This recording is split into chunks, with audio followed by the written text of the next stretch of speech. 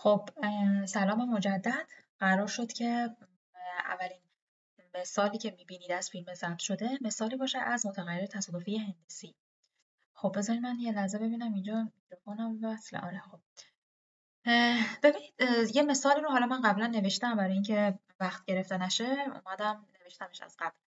مثال چی میگه؟ گفته که از یک دسته ورق 52 تایی اومدیم کارت ها رو به تصادف و با جایگذاری بیرون کشیدیم. تا کی؟ تا وقتی که یک برگه آس برای ما ظاهر بشه. خب بچه‌ها همین یعنی دقیقاً متغیر تصادفی هندسی. مگه ما نگفتیم متغیر تصادفی هندسی یعنی تعداد آزمایش‌ها تا رسیدن به اولین موفقیت. من به محض اینکه به اولین موفقیت برسم آزمایشم تموم میشه. الان اینجا هم دقیقاً همین جوریه. من دارم از 52 تا کارت هی یکی یکی دارم کارت بیرون میکشم، هی میبینمشون، دوباره میذارم سر جاش. به محض اینکه به اولین برگه آس برسم دیگه آزمایشم تموم میشه دیگه. در واقع ورقه نمیارم بیرون، حالا از جعبه یا حالا از هر چیزی که هست. پس تشخیص دادیم که الان فعلا X متغیر تصادفی هندسیه. حالا گفته احتمال این که حداقل نیاز داشته باشیم 10 تا کارت بیرون بکشیم، یعنی که من توی آزمایش دهم به آس برسم. فرض کنید مثلا این 10 تاست، من توی اینجا آس ببینم، توی اولیش آس نبینم، دومی نبینم، سومی نبینم، همینجوری تا نهمیش آس نبینم، تو دهمیش آس ببینم. بعد تازه چی گفته؟ حداقل، یعنی یا تو 10 تا آزمایش به آس برسم، دهمی آس باشه، قبلی ها آس نباشن، یا مثلا تو 11 تا آزمایش به آس برسم، تو 12 تا آزمایش به آس برسم، یعنی 12مین آس باشه، قبلی ها یه چیز غیر آس باشن. پس من الان اگر که بخوام بیام X رو تعریفش بکنم، X رو میگیرم چی؟ X رو میگیرم تعداد تعداد کشیدن کارت ها تا مشاهده اولین آس. خب پس گفتیم که متغیر تصادفی هندسی میشه دیگه. حالا متغیر تصادفی هندسی رو میان با یه جی نمایشش میدن، مثل برنولی بود میگفتیم با بی ای آر، باینومیال گفتیم یا با بی آی ان یا با بی بزرگه. جیومتری هندسی چون از جیومتریک میاد اولش میان یه جی میذارن، یعنی جی پی. و اگه یادتونم باشه گفتم وقتی که میای متغیر تو تشخیص میدی که از چه نوعیه باید بری پارامترهاشو پیدا بکنی. الان اینجا پی من که پارامتر من هست میشه این که من موفق بشم. موفقیتم تو چیه؟ توی آس اومدنه. خب مگه من 52 تا برگه ندارم، ورق ندارم، از این 52 تا فقط 4 تاش آسه. پس انگار احتمالش میشه 4/52، یا اگر که بخوام بیام سادهش بکنم میشه 1/13. پس الان کیو من که همون 1 پی هست میشه 12/13. خب پس من الان متغیر تصادفی رو تونستم تشخیص بدم، پارامترش هم تونستم پیدا بکنم. پس من الان میتونم بیام بنویسم پی x مساوی با x. خب میشه چی؟ میشه 1/13 چون یه دونه موفقیت دارم در 12/13 به توان x منهای 1 که x هم یا 1 یا 2 یا 3 یا همینجور الی آخر. یعنی در واقع اومدم تابع احتمال متغیر تصادفی پواسون رو اینجا با عدد دیگه نوشتمش، به صورت پارامتر ننوشتم. هدفم این بود. خب حالا خودش گفته حداقل 10 تا کارت نیاز باشه. پس من انگار میخوام بیام پی ایکس های بزرگتر مساوی 10 رو حساب بکنم. پس میتونم بنویسم سامیشن x از 10 تا مثبت بی‌نهایت 1/13 ضرب در 12/13 به توان x منهای 1. خب که باز 1/13 رو من از سامیشن میارم بیرون، میشه 1/13 سامیشن x از 2 تا مثبت بی‌نهایت. خب این یک سری هندسی دیگه، میشه اولین جمله که الان اولین جمله من میشه 12/13 به توان 9. چرا اولین جملم اینه؟ چون کافیه توی این به جای xش به جای xش 10 بذارم. 10 منهای 1 میشه 9 دیگه. به روی 1 منهای قدر نسبتم که 12/13 که توی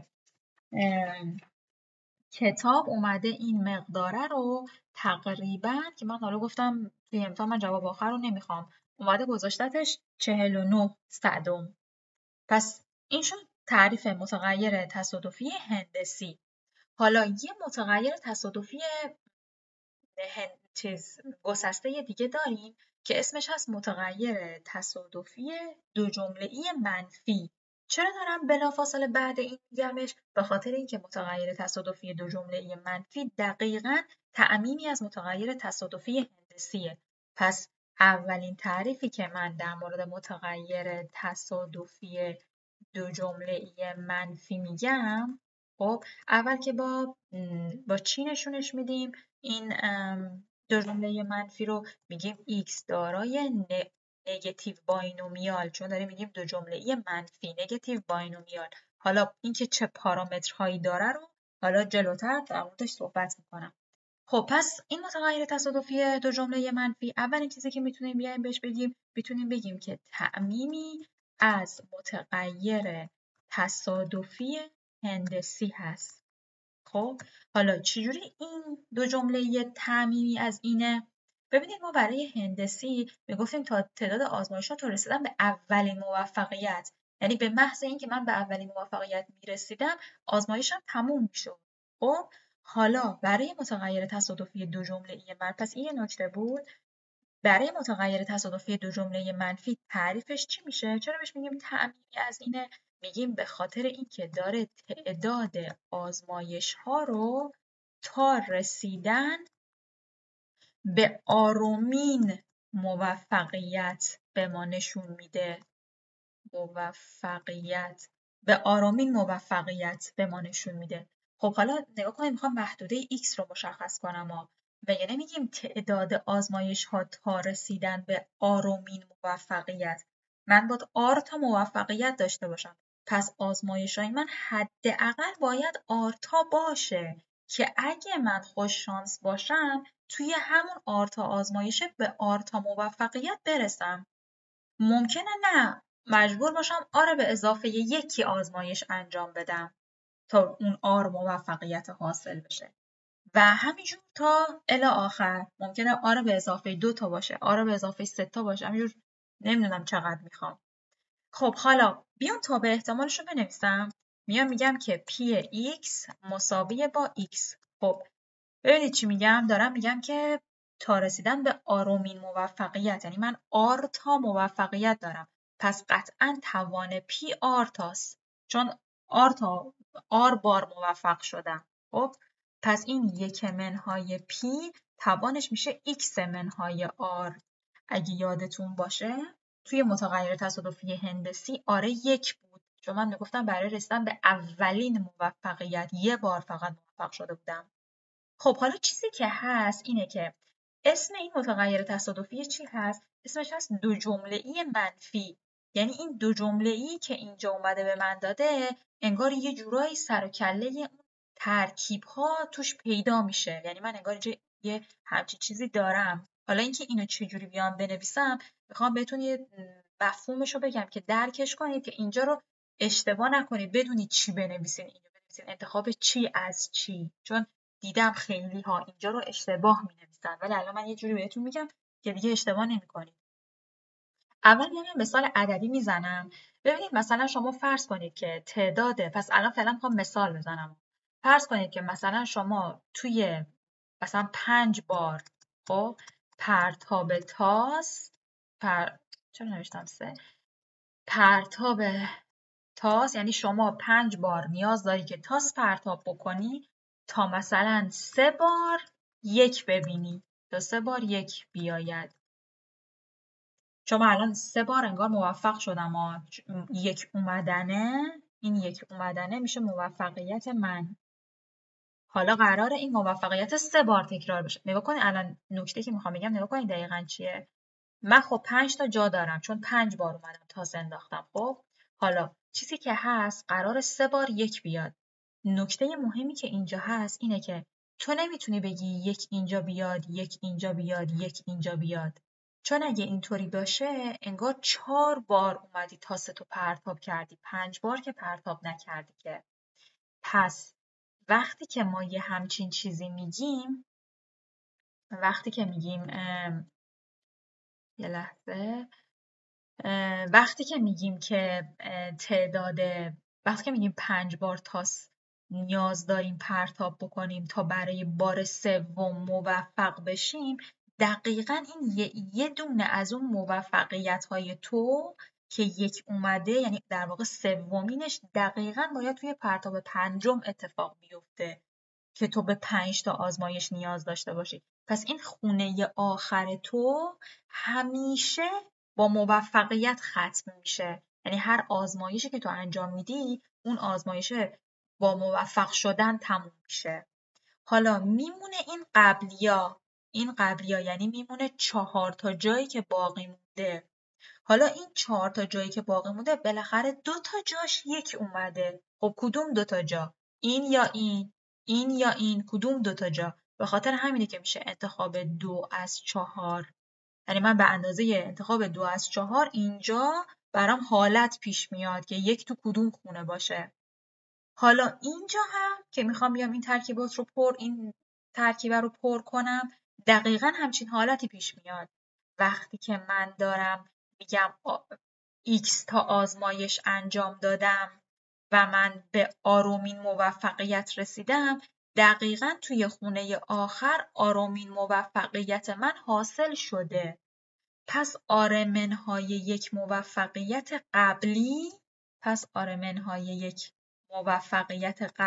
باید از بین این ایکس منهای یکی ها انتخاب بشه. پس من وقتی که بخوام این ترکیب رو بنویسم، میشه انتخاب آرمنهای یک از ایکس منهای یک.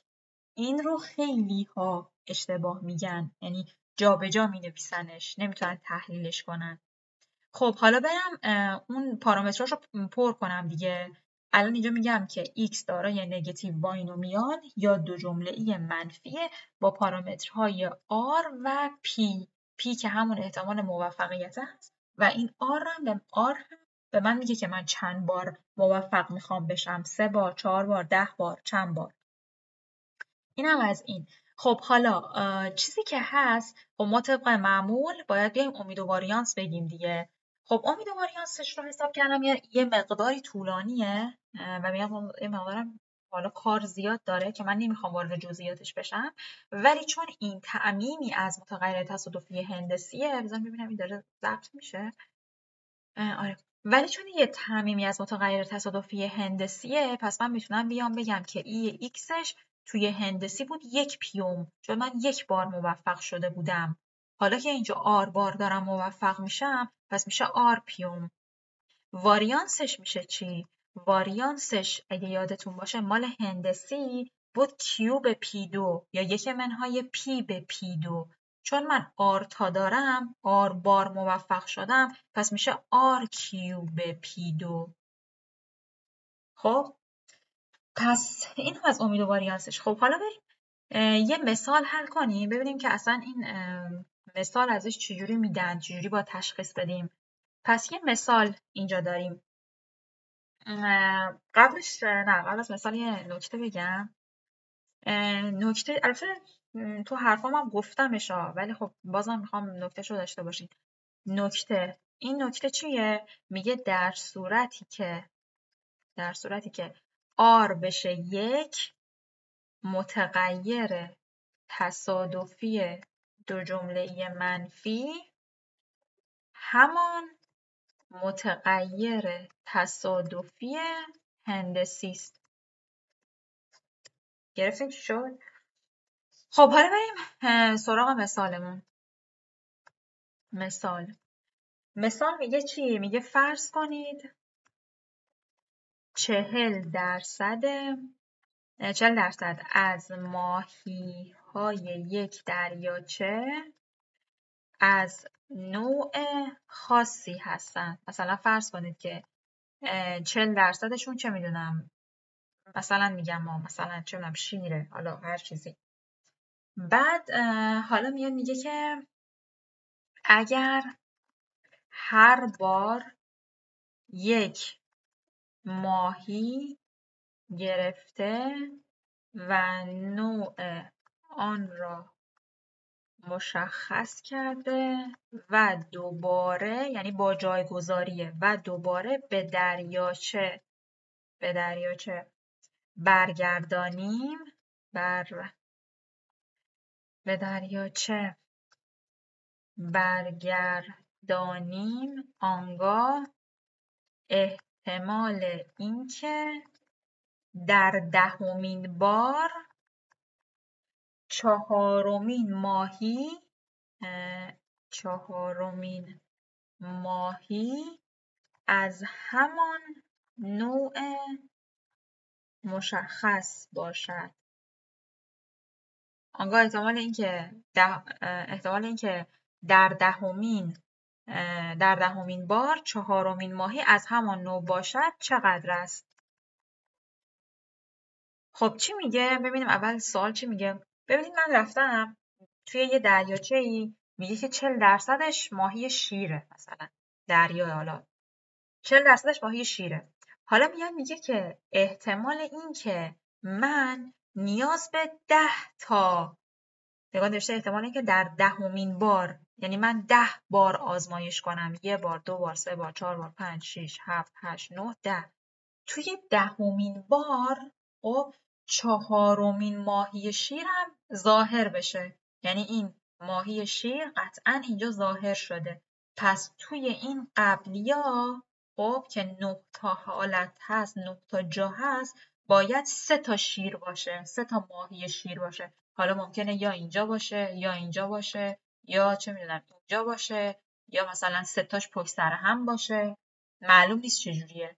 پس همین دیگه خودش داره داد میزنه که متغیر تصادفی دو جمله منفی دیگه، چون 10 تا آزمایشه، تو 4 بار توش موفق شدی، 4 بار شیر اومده. پس من اگر که بخوام بیام پی x مساویه با 10، گفته تعداد آزمایش‌های لازمه 10 بار باشه. پس من انگار 10 بار موفق شدم. بچه‌ها نگاه کنید تابع احتمالش رو چجوری می‌نویسم. اصلا نمیخواد حفظش بکنید، اصلا حفظ نکنید. میگی 40% بود دیگه، پس میگی 4 به توان 4، چون 4 تا ماهی شیره، پس میشه 9 دهم خب به توان x منهای 1، چون من شکستام میشه به اندازه 10 منهای 4 دیگه. خب حالا این 14 که در واقع من اومدم پیروز شدم، یعنی اون در واقع 4 تا شیری که اومده 3 تای قبلیش توی 9 تای قبلی اتفاق افتاده، توی 9 حالت قبلی اتفاق افتاده، پس میشه انتخاب 3 از 9، چون آخریه با احتمال 1 شیره. ممکنه بیای پیش خودت بگی که چرا پس این شیره رو حساب نمی کنی؟ چون آخریه با احتمال 1 میدونی شیر هست دیگه، جز این شیرا حسابش نمی کنی. این که میگم شیر منظورم ماهی ها، حالا برای راحتی مادم گرفتم شیر. خب حالا بیایم یه مثال دیگه حل کنیم تا حالا اینو کاملتر متوجه بشیم. اومده گفته که پس یه مثال دیگه میگه امید ریاضی و واریانس تعداد دفعاتی که یک تاس سالم باید پرتاب شود تا عدد معینی، مثلا 3، 5، چه میدونم یه عدد به خصوص، خب 4 مرتبه ظاهر شود. بذار سوالشو کنم. امید ریاضی و واریانس تعداد دفعاتی که یک تاس سالم باید پرتاب شود تا عدد معینی کاما 4 مرتبه ظاهر شود چقدر است؟ خب حالا نگاه کنید چی گفته؟ گفته تعداد دفعاتی که، خب من امید ریاضی گفتم یعنی مقدار مورد انتظارم، یعنی امید ریاضی یعنی من چقدر انتظار دارم که تعداد دفعاتی که انتظار دارم یک تاس رو بندازم تا مثلا عدد 6 4 بار ظاهر بشه. مثلا عدد معین رو مثلا تو ذهن خودت بگیر عدد 6، خب 6 بار ظاهر بشه. خب اول بیام پارامترهامو پیدا بکنم. خب الان من آرم میشه 4، چون آر تعداد موفقیت ها بود، منم الان اینجا 4 بار موفق شدم. پیم میشه چی؟ پیمم خب میشه 1/6 دیگه. پس من بنابراین اگر بخوام بیام یه ایکس رو حساب بکنم، گفتیم میشه آر پیوم دیگه. پس میشه 4/1/6 که میشه 24. یعنی تو انتظار داری اگر 24 بار تاست رو بندازی 4 تا مثلا 6 ظاهر بشه، 4 تا چه میدونم 5 ظاهر بشه. حالا اگر بخواد واریانسش رو حساب بکنی، واریانسش گفتیم میشه R³ به P2 که میشه R که 4 ضرب در Qش که 5/6 به 1/6 به توان 2 که دیگه حالا کاری به محاسباتش ندارم که چی میشه. خب پس اینم شد متغیر تصادفی دو جمله منفی. حالا بریم یه متغیر تصادفی دیگه که در واقع آخرینش هست که حالا البته یکی دیگه‌ش هم میمونه، اونو با پیوسته ها میگم. یه دونه دیگه میمونه جز این که حالا اونو با پیوسته ها میگم. یکی دیگه از متغیرهای تصادفی اسمش هست متغیر تصادفی فوق هندسی. فوق هندسی که فوق هندسی رو با چی نمایش میدیم؟ میگیم x دارای هایپرژئومتریک، چون فوق یعنی هایپر. اینم که خب g هم که از جئومتری میاد. خب حالا یه سری پارامتر داره که حالا پارامترها رو بعداً میگم، بعداً مشخصش میکنیم که چی هست. خب چیزی که هست این متغیر تصادفی بگو فوق هندسی قبلا خوندیمش، یعنی قشنگ ما یه مثال راجبش حل کردیم قبلا، به خاطر همینه که میگم اینا به ما کمک میکنن که سوالات رو خوب بتونیم حل کنیم. خب پس خیلی در واقع توضیح نداره، چون الان میگمش خودتون میبینید که قبلا دیدینش. فقط یه نکته داره که حالا میگم. پس میگیم چی؟ میگیم که فرض کنید از جعبه‌ای شامل دی فیوز معیوب و n منهای دی فیوز سالم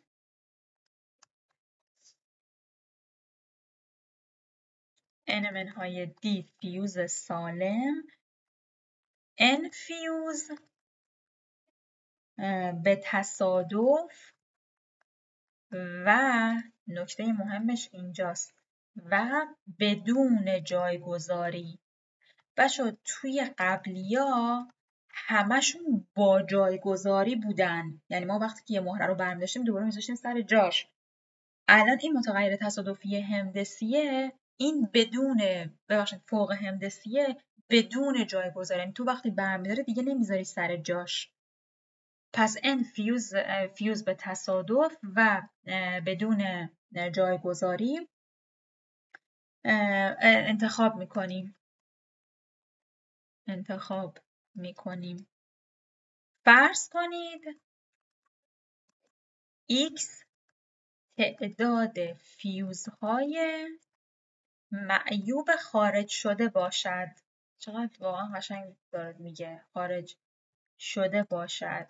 فهمیدین چی شد؟ نگاه کنید دی تا معیوبه. خب دی تا معیوب داریم. خب کلش n تا بوده، n بزرگ تا بوده. پس از این کله n منهای دی تاش میشه سالم. خب حالا تو داری n تا فیوز میکشی بیرون، همینجوری عشقی n تا فیوز رو همینجوری به تصادف میکشی بیرون. میگه x تعداد فیوزهای معیوبی هست که توی این n تا ظاهر میشه، توی این n تایی که کشیدیم n کوچک منظورم نگاه نوشته تعداد فیوزهای خارج شده، تعداد فیوزهای معیوب خارج شده. پس قاطی نکنید که اینا چیه، به خاطر همین از عمد اومدم در واقع هایلایتشون کردم. پس دی تا معیوبه، n منهای دی تا سالمه، تو n تا کوچیک n کوچیک میای فیوز میکشی بیرون. حالا x چیه؟ x تعداد خرابایی که کجاست؟ توی همین n تا هست. خب در این صورت x یک متغیر تصادفی گسسته با مجموع مقادیر زیر است. علامت سوال چرا گذاشتم؟ مجموع مقادیر زیر است که خب حالا این که گفته با مجموع مقادیر زیر است، اول میام مجموع مقادیرش رو مینویسم، بعد توضیح میدم همراه باهاش. خب اول تابع احتمالش رو بنویسیم، تابع احتمالش راحت تره. خب من میام میگم که پی x میشه پی x مساویه با x. خب مگه تو انتا نکشیدی بیرون؟ انتا رو از کل n بزرگه کشیدی بیرون. حالا میخوای احتمال اینکه x تاش معیوب باشه، پس انگار باید اون x تا معیوبه از اون d تا معیوبه باشه، چون کل معیوبا d تا بود دیگه.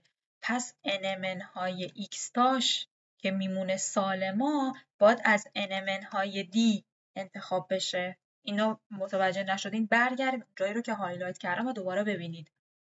خب حالا x ها عضو چی ان؟ x ها عضو یه مجموعه ان به نام مجموعه آ که این آ چجوری تعریف میشه؟ آ اینجوری تعریف میشه. اول مینویسمش بعد توضیح میدم. میشه x هایی که عضو n به قسمی که ماکسیموم صفر و n به اضافه دی منهای n. این ظاهرش شاید سخت باشه ها، ولی حفظ کردنش خیلی راحته.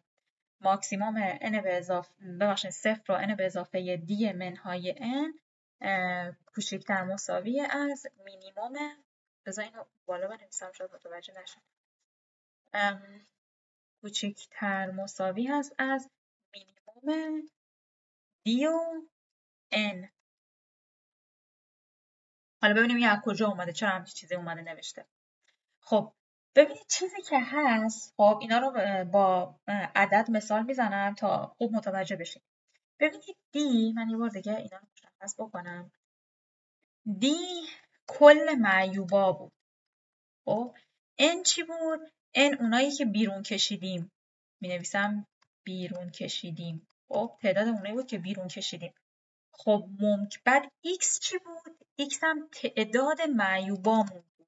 معیوبایی که کجا بود؟ نگین که کل معیوبا که دیه، پس دیگه این x چیه؟ این x تعداد معیوبا توی اون انتایی هست که بیرون کشیدی. خب اینو دقت کنید. خب تو ممکنه بیای مثلا 10 تا بیرون بکشی. خب ممکنه تو بیای 10 تا بیرون بکشی از فیوزها، ولی کل معیوبات فقط 3 تا مثلا باشه. خب معلومه که مینیم به اندازه 3 تا من تعداد معیوبام هست. به خاطر همینه اینجا میگه مینیموم دی و ان. حالا بریم سراغ این ماکسیمومه. چرا ماکسیمومه اینجوری نوشته شده؟ ببینید بزنید یه مثال بزنم. مثلا فرض کن که تو دیت خب 10 تاست. n بزرگت 30 تاست. پس n منهای دیت میشه چند تا؟ میشه 20 تا. پس انگار 20 تا میشه سالم، 30 تا میشه کل، 10 تا هم که چی داری؟ معیوب داری. خب حالا میخوای بیای چی کار کنی؟ میخوای بیای از این تعدادی که داری میخوای بیای 25 تا بیرون بکشی. میخوای بیای 25 تا بذاری بیرون، یعنی n کوچکت 25 تاست. خب در واقع کرانه بالای x که اومدیم گفتیم میشه چی؟ میشه مینیموم دی و n. خب واضح هم هست دیگه. تو وقتی که 10 تا معیوب داری nت 25، خب معلومه x حد اکثر مقداری که میتونه بگیره 10 تاست، چون x هم تعداد معیوباست، ولی تعداد معیوب‌ها توی این n تا. و شده گاهی دارم تاکید میکنم با این معیوبه قاطی نکنید، این معیوبه تو کلش. خب پس این کرانه بالاش مشکلی نداریم. حالا ببینیم کرانه پایینش چرا شده ماکسیموم صفر و فلان. خب ببینید اومده من میام اول اینو حساب میکنم، این که شده n به اضافه دی منهای n. اینو که حساب بکنم خب n من میشه 25. خب بعد به اضافه 10 هم بنویسمش منهای n هم که شده 30. خب 25 به اضافه 10 که میشه 35 منهای 30 که میشه 5 که بعد ماکسیموم 0 و 5 میشه خب خود 5 دیگه. یعنی الان اینجا x من حالا این بری می‌نویسم x من میفته بین، یعنی میتونه مقادیری که میتونه اختیار کنه بین 5 هست تا گفتیم مینیموم دی و n دیگه که دی 10 n هم که 25 که مینیموم ای دوتا میشه 10. خب قسمت کرانه بالاش قابل درک تره تا کرانه پایینش. حالا ببینیم این پایین داره چه اتفاقی میفته. ببینید شما اومدی 25 تا چی میگن 25 تا اومدی کشیدی بیرون. بذار این رنگش رو عوض کنم. تو اومدی 25 تا کشیدی بیرون. خب تو اومدی 25 تا کشیدی بیرون. خب 20 تا سالم داری. معیوبات چند تاست؟ معیوبات 10 تاست. خب این 25 تا که کشیدی یا ممکنه، دارم میگم یا ممکنه 20 تاش سالم بوده باشه، 5 تاش از معیوبا باشه. خب یا ممکنه به قولن یه جورایی مساوی باشه. مثلا فرض کن حالا 15 تا از این باشه، بعد مثلا 10 تا معیوب باشه. دیگه بیشتر این که نمیتونه باشه. یا ممکنه مثلا تو یه دونه معیوب داشته باشی. مثلا ممکنه اینم تو ذهنت بگی که ممکنه من یه دونه معیوب داشته باشم با 24 تا سالم. تو کلا 20 تا سالم داری. چجوری ممکنه 24 تا سالم داشته باشی؟ پس عملا این میره. پس تو ماکسیموم تعداد سالم هایی که میتونی داشته باشی به 20 تا، یعنی تمام سالم ها رو کشیده باشی بیرون. پس انگار 25 تای 5 تای باقی مونده قطعا باید از معیوب ها باشه. یعنی دیگه جور دیگه نمیتونی بیای اینو کمترش بکنی. چون وقتی که تو بیای سالماتو کم بکنی معیوبات بیشتر میشه. متوجه میشین بهتون چی میگم؟ دیگه نمیتونی سالمات رو از اینی که هست بیشتر بکنی. نگاه، دیگه نمیتونی سالم‌هات رو از اینی که هست، از این 20 که هست بیشترش بکنی که در نتیجه معیوبات کمتر 5 بشن. راه دیگه ای نداره چون تعداد سالمات حد اکثر 20 تاست. حالا بازم اینو خودتون یه بار دیگه حلاجیش بکنید که چجوری شده این مقدارشان. اگر بخواید حفظش کنید اشتباه میکنید و اگر که با یه مثال تو ذهن خودتون اینو نگهش دارین که چرا اینجوری شد. خب حالا بیایم یک مثال از این حل کنیم که خب میگم قبلا هم ما از این 9 سالا حل کردیم. خب 32. بیایم یه مثال حل کنیم. نوشته پژوهشگری در انجام 500 محاسبه مستقل خب مرتکب 25 اشتباه شده است. اگر پژوهشگر دیگری 7 محاسبه از آنها را به تصادف کنترل کند، احتمال اینکه 2 اشتباه پیدا کند چقدر است؟ خب ببینید جریان چیه؟ گفته یه پژوهشگری اومده 500 تا محاسبه رو انجام داده. 500 تا چه میدونم داشته مقاله چیزی مینوشته، اومده 500 تا محاسبه انجام داده. از این 500 تا محاسبه 25 تاشو اشتباه کرده. الان مثل این میمونه که بذار من رنگ اینو عوض کنم. الان مثل این میمونه که n 500 خب مثل اون بود میگفت دی تعداد معیوبا بود. الان اینجا دی من 25. حالا گفته اگر پژوهشگر دیگری 7 محاسبه از آنها را به تصادف کنترل کنه، پس انگار n کوچیک میشه 7. حالا گفته احتمال اینکه 2 تا اشتباه پیدا بکنه، یعنی احتمال اینکه پی x مساویه با 2 باشه چقدره؟ خب پس کلا 2 تا اشتباه پیدا کنه. 2 تا اشتباه از واسه درست نوشتم به احتمال اینکه درسته. پس احتمال اینکه 2 تا اشتباه پیدا بکنه پی x مساوی با 2 رو میخواد ببینه چقدره. خب کلا چند تا محاسبه رو چک کرده؟ 7 تا. 7 تا از چند تا؟ از 500 تا. حالا قراره از این 7 تا 2 تاش اشتباه باشه. پس باید 2 تا از 25 تا انتخاب بشه چون 25 خودش تعداد اشتباهش خودش 25 تا بوده. اون 5 تای باقی مونده باید از 500 منهای 25 تا انتخاب بشه. چون من به اندازه 500 منهای 25 تا تعداد محاسبات سالممه. خب یه نکته ای تو ذهنم بود بگم. آها، چیزی که یادم رفته بود اینجاست. قرار شد پارامترهای اینو کامل کنیم. بچه پارامترهاش 3 پارامتری میشن. یعنی پارامترهاش میشن n که تعداد کل مثلا حالا فیوزاست، مثل اونجا که اشتباه بود و محاسبات اشتباه و محاسبات درسته که میشد 500. خب بعدش دیه که دی همون اشتباهات هست. مثلا میگفت که 25 تاش اشتباه داره یا همون تعداد فیوزای معیوب. و پارامتر بعدی هم n، یعنی همون تعدادی که تو داری میکشی بیرون. خب من ببینم همه چی رو گفتم. پس اینم متغیر تصادفی چیز فوق هندسی. خب حالا یه بحث خیلی مهم اینجا میمونه. خب یه بحث خیلی مهم اینجا میمونه که حتما بچه‌ها این تیکه رو اگه اشکال دارید باز بپرسید ازم. این تیکه که الان میخوام بگم، چون یه قسمت مهمیه. خب چی میخوام بیام الان بگم؟ میخوام بیام تاب مولد گشتاور رو بگم. اما قبل از اینکه بخوام بیام تاب مولد گشتاور رو بگم، قبل از اینکه بخوام تاب مولد گشتاور رو بگم، میخوام بیام در مورد، یعنی میخوام یه نکته بگم. پس نکته که میخوام بیام بگم چی هست؟ میگه که کمیت، اینو کامل حالا براتون توضیح میدم، کمیت امید x به توان n، خب این را گشتاور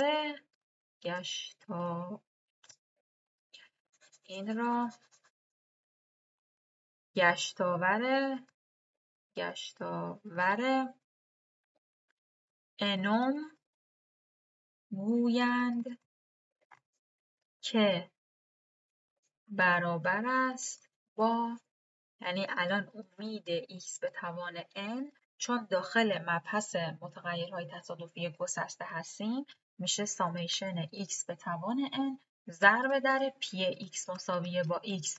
بازم تکرار میکنم، ما وقتی که توی متغیرهای تصادفی گسسته هستیم، تو هر کاری که میخوای بیای بکنی، میخوای بیای احتمال حساب بکنی، مثلا میگه پی x کمتر از 5، پی x بزرگتر از 5، میخوای بیای امید حساب کنی، میخوای بیای واریانس حساب بکنی، میخوای بیای گشتاور مرتبه مثلا سوم رو حساب بکنی، دوم رو حساب بکنی، همه اینا رو با سامیشن میری جلو.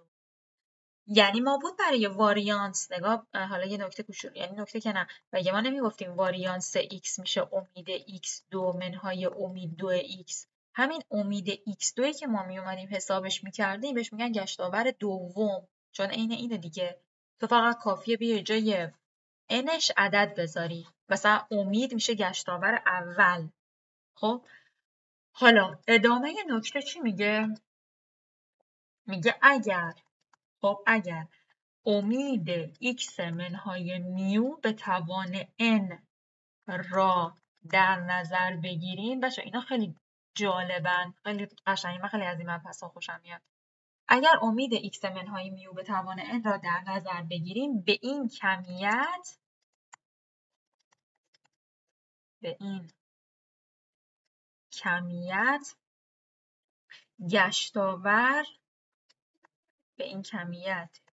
گشتاور حول میانگین.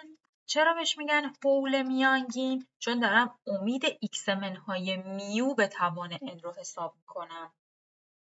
به این کمیت گشتاور حول میانگین یا گشتاور مرکزی میگوییم. خب بچه حالا یه سوال که خب پیچی نمیشه ازتون پرسید. اگه یادتون باشه، بذار اینو رنگش عوض کنم. اگه یادتون باشه که امیدوارم باشه، ما اول از همه اومدیم واریانس x رو اینطوری تعریف کردیم، گفتیم امید x منهای میو به توان 2 که بعد این امید x2 منهای امید 2x دقیقاً از روی همین ساخته شد. خب یعنی میخوام بگم که واریانس x، واریانس یک متغیر تصادفی، همون گشتاور حول میانگینشه یا حول مرکزشه وقتی که nش 2 باشه. به این نکته هم توجه داشته باشه. پس این تعریف گشتاور بود، گشتاور در واقع مرکزی و گشتاور حالا n. خب حالا چرا اینا رو گفتم؟ چون میخوام بیام تابع مولد گشتاور رو الان بگم. توی تابع مولد گشتاور به اینا سر و کله اینها پیدا میشه.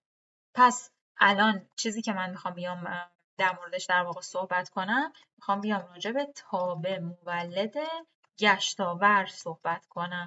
نگاه خودش هم اسمش روشه، یعنی تابعی که میاد گشتاورها رو تولید میکنه، مولد گشتاورها هست. خب حالا بریم جلوتر. خیلی جالبه، حالا بهتون میگم چرا بهش میگن مولد، خیلی جذابه واقعا. خب حالا بیایم بگیم چی هست. نوشته که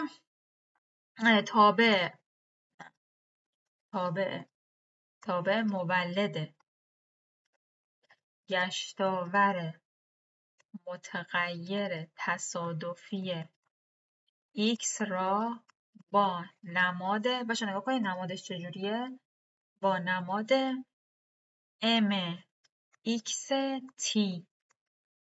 که حالا میگیم t و اینا داستانش چیه، با نماد mxt نمایش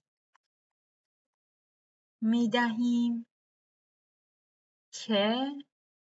که به صورت زیر، البته بذارین کامل ترش بگم، اینجا کامل ننوشته، بذارین من کامل ترش بگم، که برای مقادیر حقیقی تی، بگیم تی چه مقادیری میگیره، خب در صورت وجود به صورت زیر تعریف می شود. خب چجوری تعریف میشه؟ میایم میگیم که mxt میشه امید ای به توان tx. خب این امیده رو چجوری به دست بیارم؟ خیلی راحت، 100 بار تا حالا حساب کردیم. میشه سامیشن ای به توان tx در پی x مساویه با x. سامیشن هم روی x ها. به همین راحتی. خب حالا اول چیزای مهم رو میگم، بعد میریم راجبش مثال حل میکنیم. خب حالا بیام یه قضیه بگم اینجا که البته این قضیه بدون اثبات میگیمش. خب میگه فرض کنید، الان دارم کم کم به این نزدیک میشم که چرا بهش میگیم مولد گشتاور. خب فرض کنید mxt خب تابع مولد گشتاور متغیر تصادفی x باشد. در این صورت اگر مشتق مرتبه انوم mxt را به صورت mx مشتق مرتبه انومش توی نقطه t، و مشتق انوم این را به صورت این نمایش میدهیم. بذار ازش بکنم. در این صورت اگر این را به صورت این نمایش نمایش دهیم، خب آنگاه چی داریم؟ آنگاه اینو داریم. نگاه دی، چون من مشتق مرتبه انوم گرفتم. مشتق بر حسب چی؟ مشتق بر حسب تی. پس دی به دی تی ان به توان ان، چون هی ازش اومدم مشتق گرفتم. از چی دارم مشتق میگیرم؟ از mxt. دارم از mxt بر حسب tn مشتق میگیرم. خب این رو همونجور که توی بالا توضیح دادیم، خب گفتیم اینجوری میایم نمایشش میدیم دیگه. خب اون موقع ثابت میشه که این مشتقه برابر میشه با امید x به توان n در e به توان tx. این دقیقاً ثابت میشه که من حالا اثباتش رو نمیخوام. اصلا اثباتش لازم نیست شما بدونید. خب خب یه حالت خاصی این وسط پیدا میشه. پس من اینجا می نویسم حالت خاص. حالت خاص چیه؟ میگه در صورتی که t مساوی با 0 باشد، در صورتی که تی مساوی با 0 باشد، آنگاه حالا نگاه کنید چه اتفاقی میفته. تی مساوی با 0، پس انگار من دارم mx n توی نقطه 0، چون تی 0 دیگه. خب این برابر میشه با چی؟ برابر میشه با امید x به توان n در امید، چرا اینطوری شد؟ در امید، ببخشید، در ای به توان 0. خب ای به توان 0 1، اینم که خودش دقیقاً ای برابر با x به توان n. خب این میگه چی؟ الان چرا اینو گفتم؟ الان میخوام اینو بگم که چرا به این میگیم تاب مولد گشتاور. ببینید دقیقاً تاب مولد، دقیقاً گشتاور اینجا به سر کلش پیدا شد. ما به این میگفتیم گشتاور دیگه، به این کمیت میگفتیم گشتاور، بالا تعریفش کردم. خب حالا میخوام بگم که چرا به این میگن مولد گشتاور، چون دقیقاً داره گشتاور رو تولید میکنه. چجوری؟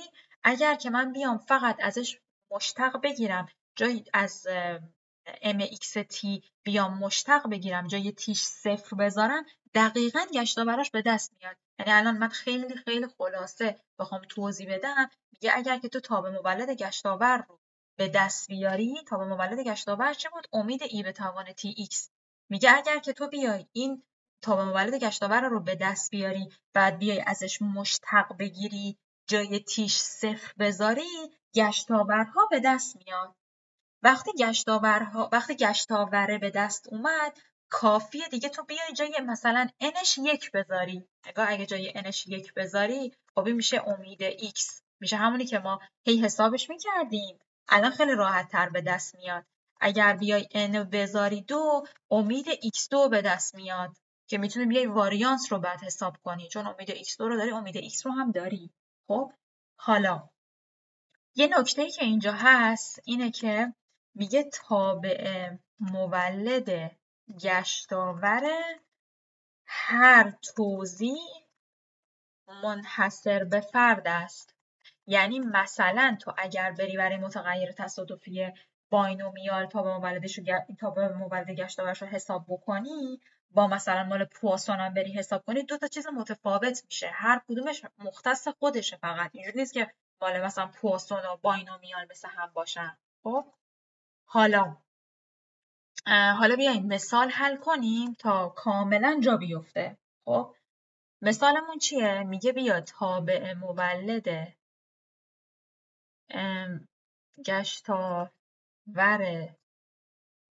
توزیع دو جمله‌ای با پارامترهای n و p را بیابید. خب خیلی راحت، خیلی آسون. چجوری بیام حسابش بکنم؟ خب بیام اینجا میگم که mx، گفته تا مولد گشتاور دیگه، پس میگم mxt میشه امید ای به توان tx. خب امید ای به توان tx که خب میشه سامیشن روی x ای به توان tx در px، که چون حالا بزنیم بنویسمش، بازم پشت سر هم بنویسم، حالا جدا جدا بنویسم، که میشه سامیشن x ای به توان tx. خب اینم که خودش گفته دو جمله ایه، خب مگه نگفته؟ پس میشه x به توان n p به توان x در 1 منهای p به توان n منهای x. قبول؟ خب حالا چه خاکی بیام تو سرش بریزم؟ هیچی، خیلی راحت. بعد چون بگو دو جمله ایه، میشه از 0 تا n محدوده هامون. خب پس میشه سامیشن، میشه مساوی سامیشن x از 0 تا n. خب نگاه کنید الان هم p توانش x، هم e به توان t توانش x. انگار من میتونم بگم که p e t به توان x، چون شما میدونید که من الان ای پی رو در نظر نگیر. اگر که من بگم ای تی به توان x، با این دوتا توی همدیگه ضرب میشه دیگه، میشه ای تی x. خب پس شد این. خب x به توان، حالا خوب بود که x به توان n رو پشت می نوشتم. پس از اول بنویسم. پس شد x از n PET به توان x در 1 منهای p به توان n منهای x. خب بچه‌ها یادتونه توی فصل اول من اومدم مفصل راجع به اینو توضیح دادم. حالا اگر که یادتون رفته به عنوان یادآوری، خب اینو گفتم و مطمئنم. اومدیم گفتیم که سامیشن x از n، اینو جلسه پیشم یادمه گفتمش، b به توان n منهای x از 0 تا n، این دقیقاً برابر میشه با a به اضافه b به توان n. این قضیه است. تو فصل 1 داشتینش قبلا. خب الان من همچین چیزی اینجا دارم. ببینید x از n توی این سبزه هم ظاهر شده. تا الان به جای a من دارم p به توان t. بیم هم که همون 1 منهای پیه. خب بچه قضیه حل شد دیگه. پس من الان تاب مولد گشتاورم رو به دست آوردم. تاب مولد گشتاورم شد چی؟ تاب مولد گشتاورم شد PET به اضافه 1 منهای P به توان N. بچه بازم میگم این سبزه رو با این بنفشه مقایسه کنید. جوابش دقیقاً میشه PET به اضافه 1 منهای P به توان N. که من اگر که بیام کوچیک‌ترش اینو بنویسم، یعنی شسته روسته ترش کنم، میشه PET به اضافه Q به توان N. بچه تاب مولد گشتاور رو من خیلی راحت، خیلی شیک و مجلسی اینجا به دستش آوردم. پس تاب مولد اینا باید حفظ باشین. تاب مولد گشتاورا رو همشون نمیخواد، ولی خب حالا مثلا به چی میگن، باینومیال که حالا 2 جمله‌ای هست رو بد نیست بلد باشین. خب حالا مگه نگفتیم، خب حالا تا اینجا، خب حالا مگه نگفتیم که اگر که ما بیایم نگاه توی سوالی که من داده بودم فقط گفته بود تاب مولد گشتاور رو به دست بیار. خب من میخوام یه مرحله فراتر از سوال برم. میخوام بیام بهتون اینو نشون بدم که میگفت اگر بیاین مشتق بگیرین جای تیش 0 بذارین باعث میشه که گشتاور به دست بیاد. به خاطر همین هم هست که اصلا بهش میگن تاب مولد گشتاور. خب پس من میگم دی mxt به دی t، میخوام بیام یه بار ازش مشتق بگیرم. خب پس من بیام از این که اومدم هایلایتش کردم، میخوام بیام برو بالا دیگه، میخوام بیام ازش بر حسب t یک بار مشتق بگیرم. حواستون باشه بر حسب t میخوام بیام ازش مشتق بگیرم. خب این الان انگار u به توان n، پس میشه u پریم ضرب در u به توان n منهای 1. بذارین اول u به توان n منهای 1 رو بنویسم. پس این u به توان n منهای 1 ضرب در u پریم. u پریم یعنی از این بیایم بر حسب t مشتق بگیرم. خب این که خودش یه در واقع ببخشید یه n هم اینجا داره. این که بخوام یه ازش بر حسب یو پریم مشتق بگیرم میشه همون p در e به توان t، چون e به توان t خودش در واقع مشتقش با خودش برابره، یه ضریب هم که داره، پس میشه PET. پس بخوام در واقع مرتب تر و شسته روسته تر بنویسمش میشه NP در ET در PET به اضافه Q به توان n منهای 1. خب این من مشتق اومدم ازش یه بار گرفتم. خب توی بذاریم بریم بالا ببینیم تو قضیه یه چیزی نشونتون بدم. ببینید توی این قضیه میگفت که اگر که تو بیای ازش مشتق مرتبه n بگیری این میشه x به توان n. حالا اگر من بیام یه بار نگاه n اومدم گذاشتم 1، گفتم اگه n 1 باشه میشه همون x، یعنی من بیام فقط یک بار ازش مشتق بگیرم جای تیش 0 بذارم. خب یک بار ازش مشتق گرفتم. خب حالا بیام جای تیش 0 بذارم. خب پس الان در واقع من یک بار از این، چرا این نمیره بالا؟ پس الان من یک بار از این مشتق گرفتم. خب حالا میام جای تیش میذارم 0. خب جای تیش میذارم 0. پس میشه NP خب در P به اضافه Q به توان n منهای 1.